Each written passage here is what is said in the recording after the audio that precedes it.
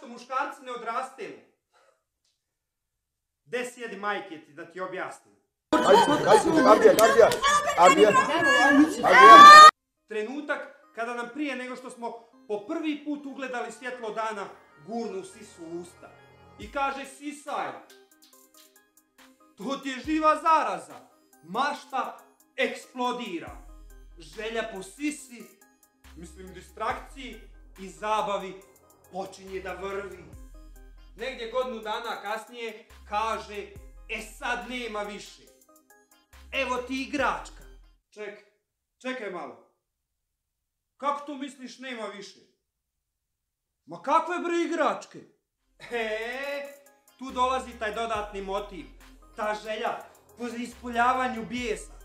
Želja po zapunjavanju praznine sa drugim distrakcijama. Šta ćeš? Nema druge nego da prihvatiš igračke. Sad pogledaš kako curce svoje lutkice češljaju, oblače. A dječaci? Mnogo inovativnije. Skaču ko majmuni, bacaju mamin poklopac od šerpe umjesto frizbija, loptom gađaju komšijin prozor i to sam uspjeo. Sestrinu barbiku, ko torpedo, ispale vani u blato, sve to samo da se ne misli na... Taman se navikneš na svoje igračke i režim, kad ono opet, nema više. Kaže, treba ići u školu.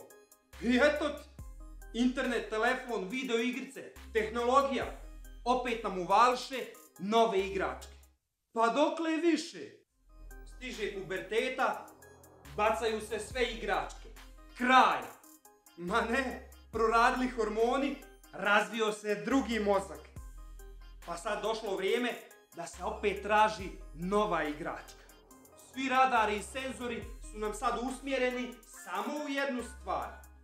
Kako se dokopati do svetoga grala. Tu mi često dobijemo kritiku kako mislimo samo na jednu stvar.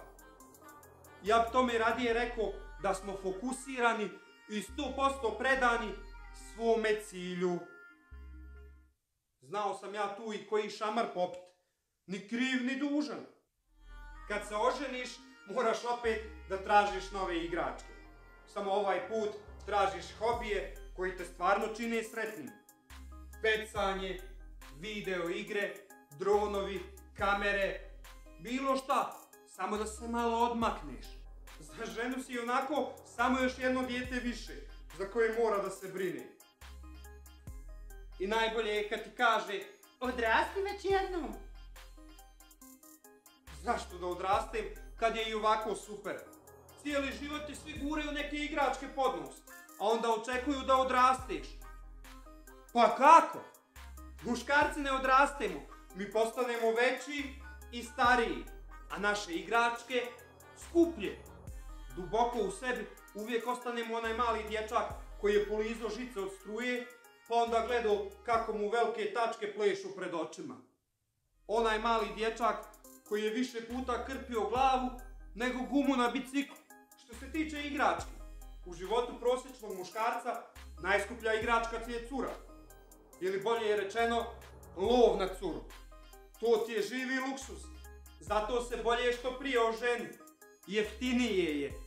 Posle možeš da biraš igračke po svojoj volji. Mislim da bi bilo to sve za danas. Dole u komentare napišite da li se slažete sa tim da muškarci nikad ne odrastu. I ne zaboravite pritisniti subscribe i naravno like za ovaj video. Pa se vidimo opet sljedeći put.